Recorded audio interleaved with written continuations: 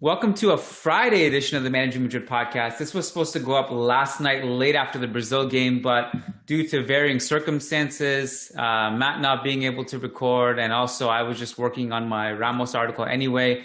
And then we were going to record first thing this morning, and then we thought, well, why don't we just wait till after the Croatia game because then we can talk about Modric as well. We could keep prolonging it if we really wanted to. I mean, we could wait till tomorrow. Tomorrow's a gong show. It's France versus Portugal, Spain versus Poland. There's Hungary, France in the morning. But we got to just put something out here. So sorry for the delay. Matt Wiltsey is joining me, Kiyan Sobani. We're going to first tackle the Ramos press conference yesterday, and then we're going to talk about other stuff, including the game. So, Matt, emotional press conference yesterday. I predicted that if Ramos starts crying during that press conference, that's probably when it hits me. That hit me a little bit, maybe not so much as the Real Madrid tribute video did, where they kind of just did a quick run through of Ramos's career with Real Madrid and all the highlights and stuff. That one got me a little bit. What were your initial thoughts during that press conference? How were you feeling? Yeah, it was emotional. I think this whole Sergio Ramos just episode has been a lot. It's been one of our patrons asked us, like, what do you guys think? Like, how does this compare to Cristiano Ronaldo and Iker Casillas and some of the other legend departures? And for me, I don't know if it's the same for you, Cam, but for me, this one just feels a little bit heavier. And I agree. maybe it's because part of it is because Ramos really hasn't declined like some of those other guys did. And so it's not as easy to let go because he's still, even though he had all these injuries this year, he was still playing at a really good level for the most part. And so I think that's what makes this even harder above everything else. And I wasn't that surprised from what Ramos said. I just think, like, I guess the first thing we can focus on is how he kept bringing up the expiration date and he didn't realize there was an expiration date. And I feel like saying, come on, Ramos, like, we all knew there was an expiration date. All the Spanish media reported that in March, like the countless reports. It would have been a little bit more transparent if he said, I didn't believe that there was an expiration date because Yeah. he knew it. His agent and his brother Rene knew it, but they just didn't think it was actually real. And they thought, being who he is, being Sergio Ramos, that he could go ahead and take his time and wait till literally a week before his contract runs out to make the decision. And Real Madrid, honestly, from Florentino's perspective, Real Madrid's perspective, they can't operate like that. Like, 6 months beforehand is probably the latest they could operate, and that's already being very lenient. So I think, I just think maybe it was Florentino Perez or Jose Angel Sanchez, one of the two, or somebody high up in the Madrid circles, that used to say that whenever a family member is the agent of a player, it always makes things a little bit more difficult. And the same thing happened with Mesut Ozil. I think there's probably been a couple other examples. It's almost universal across all sports. Family agents are the worst. Yeah. And so maybe it's just that emotive part of it and that kind of emotional attachment. And you're so invested in your son, your brother, whoever it is. And you think that they deserve the world and that they should be cherished and that they should be loyal and everything like that. While agents from outside are probably a little bit more professional, diplomatic, looking to keep those ties fresh for their other clients as well. And so it's probably an easier negotiation. So from that perspective, I know a lot of people have been pointing the blame at Rene Ramos, Sergio's brother. And yes, I think he obviously has a major, major role to play in this. But at the same time, Sergio is a 35-year-old man. Like, if he wants to stay at Real Madrid and if he needs to talk to Florentino Perez, then he should be able to do that. Like, this is not something you can blame entirely on Rene. The thing that I think Florentino was fed up with, and it's fair for him to be fed up with this. He's had to deal with this every single time Sergio Ramos tries to renew his contract. There's always some debacle, always some big thing. It always comes down to the wire. And this time, Florentino had it. He said, we're not negotiating. This is the deal and this is it. And Ramos took too long. So there's a lot in what you just said. So let's regarding the expiration thing, no matter how you look at it, it's shocking to me. It's just, and I think I used all the kinds of adjectives I could have used. I looked at the thesaurus because I couldn't use the same word over and over again. I think I used shocking, striking, embarrassing, all that stuff. It was all of that to me because no matter how you spin it. So scenario one, Ramos is just BSing it. He's not being honest about the expiry thing. Shocking. Scenario B, equally as shocking. He's telling the truth. They didn't know there's an expiry. That's also shocking. I mean, those are really the two ones, and either way, it's shocking. But I would say, like, whether it's down to Ramos, Florentino, Rene, it could be a combination of a few things. A lot of players are expected to know everything, and they should be. It's the same way, look, we're all expected to understand the taxes, and, you know, in the States, you guys have the IRS. In Canada, we have the CRA. Wherever you live, you're expected to know these things. But often you do rely on your accountant to advise you to make sure you're doing it correctly, right? It's kind of the same thing with football agency. Like, if I'm a footballer, I won't even really bother that much to understand the nuances of my contract, and I just rely on my advisor, my agent, to tell me.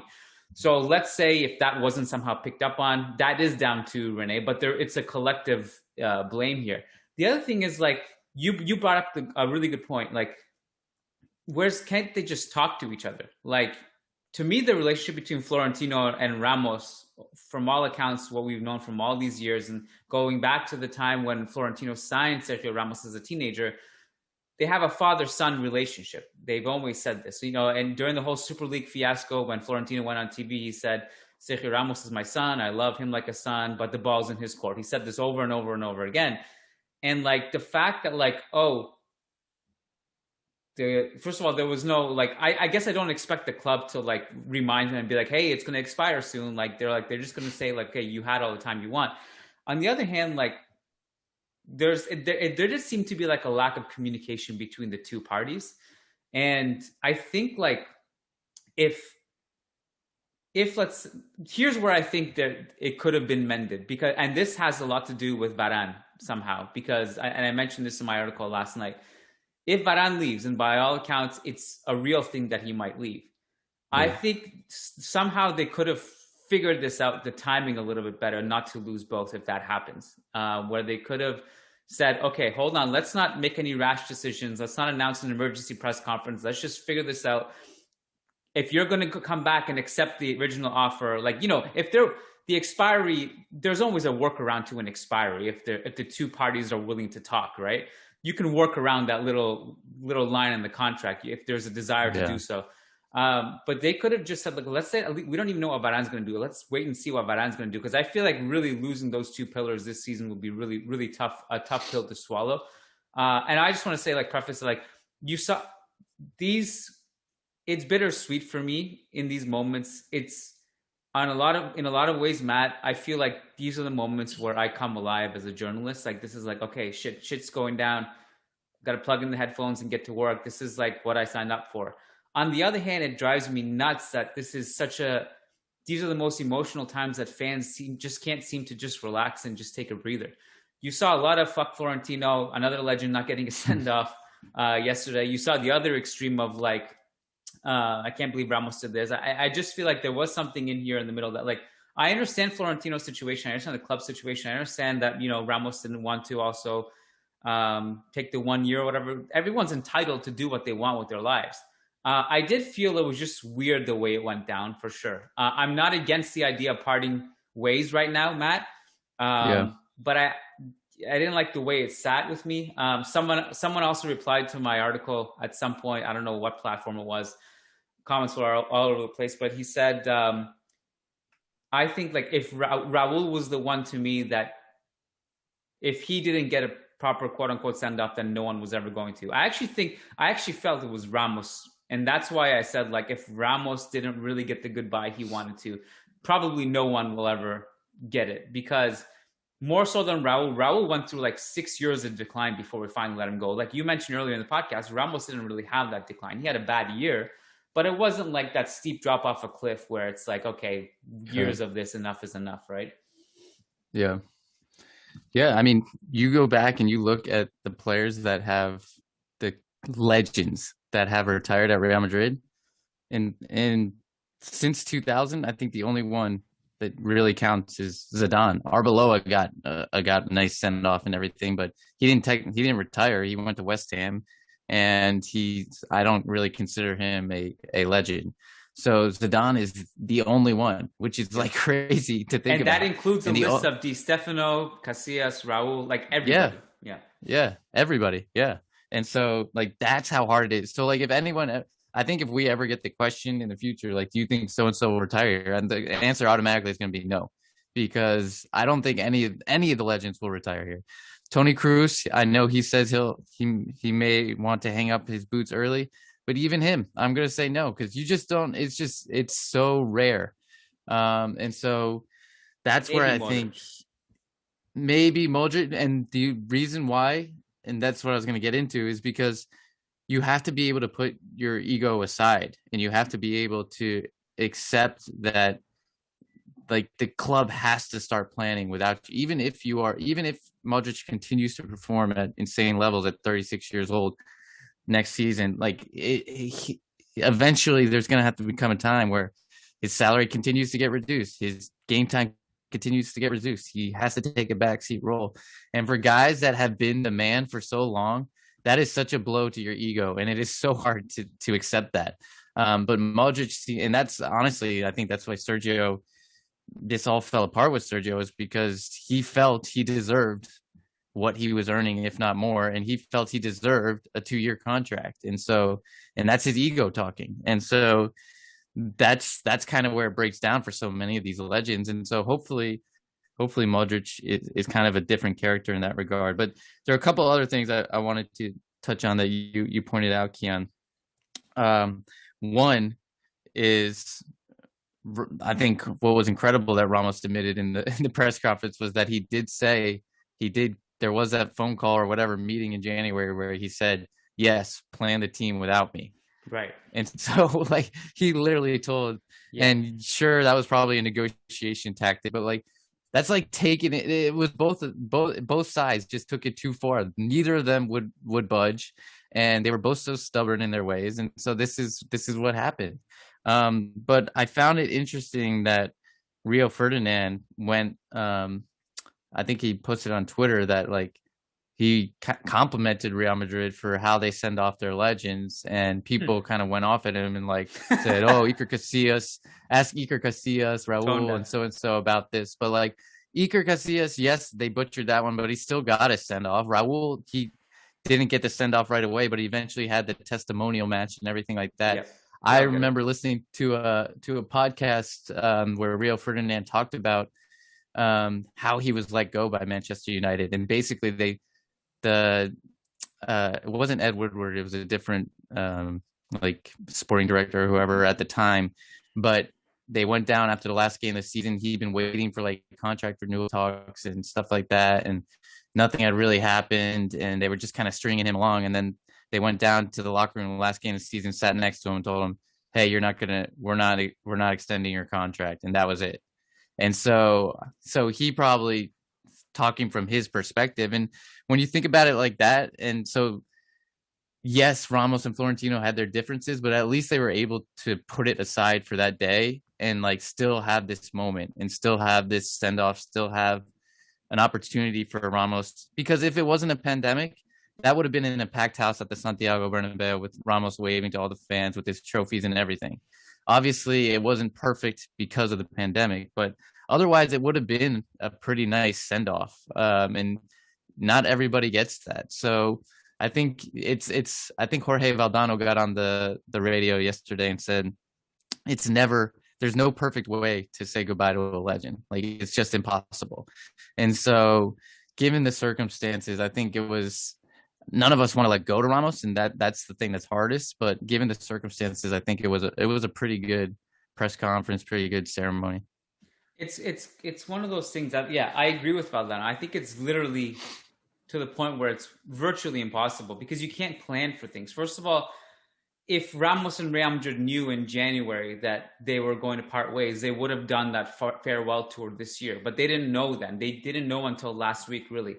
And you know, when Ramos says in January he told the club to plan without me, I also, in that moment, that's just leverage, right? That's a lot of just the story is crazy because over time, over the months, he gets injured like crazy. He's just riddled with injuries. He goes under the knife.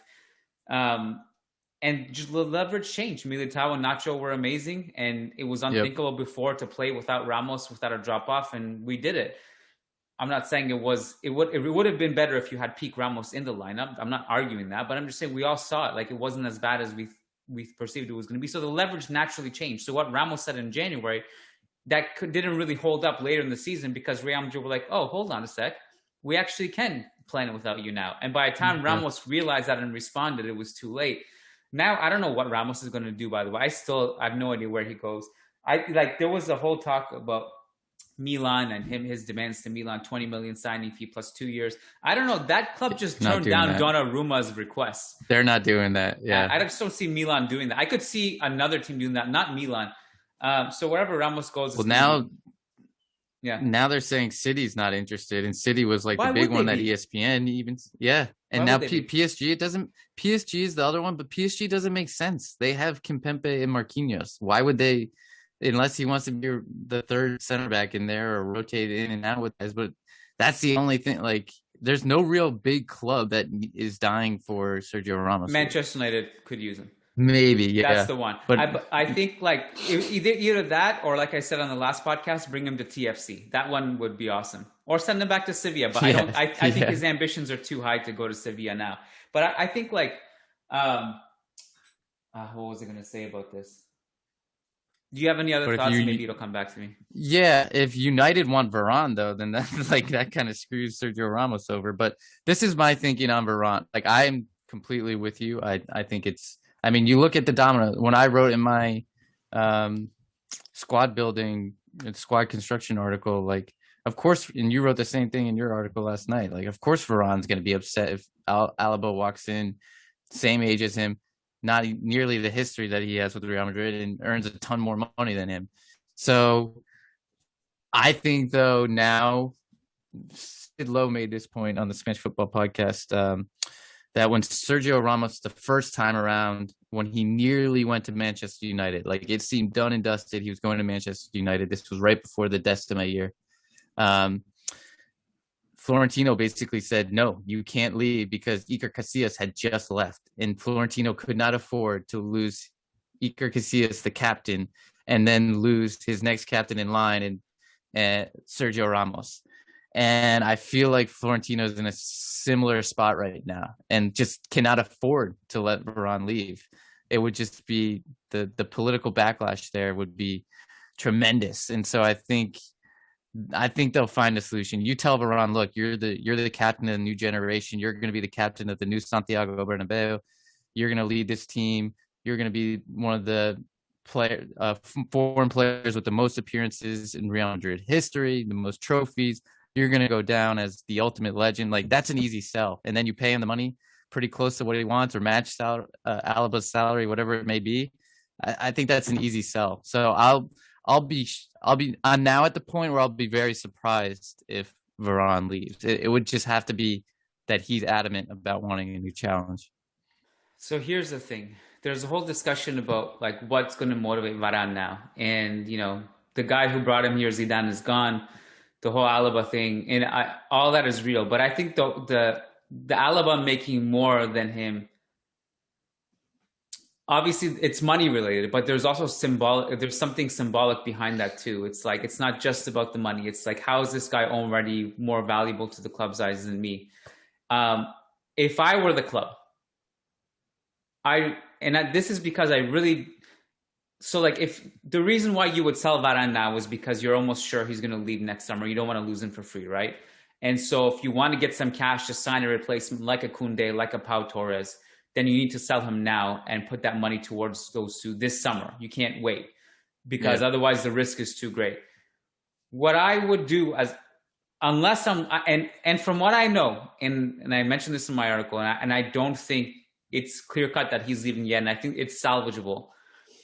I think you bite the bullet and essentially force him to stay this year. And sometimes we forget, like, the club has that option. We can literally just basically hold the gun to his head and be like, no, you're playing this summer, or this season. In that season, you work on the contract renewal with him. You match Alba's salary, perhaps you exceed it. I don't know, but you gotta figure out a way. Because to me, I'd rather keep Varane than replace him now with either Koundé or Pau Torres, who are inferior to him. We're both good defenders, but I would rather not do that. So that's the case. I think you really want to work on keeping Varane and holding him against his will, and just basically convincing him of the new project over the course of the year, and making sure you get that contract renewal by the time the season's over.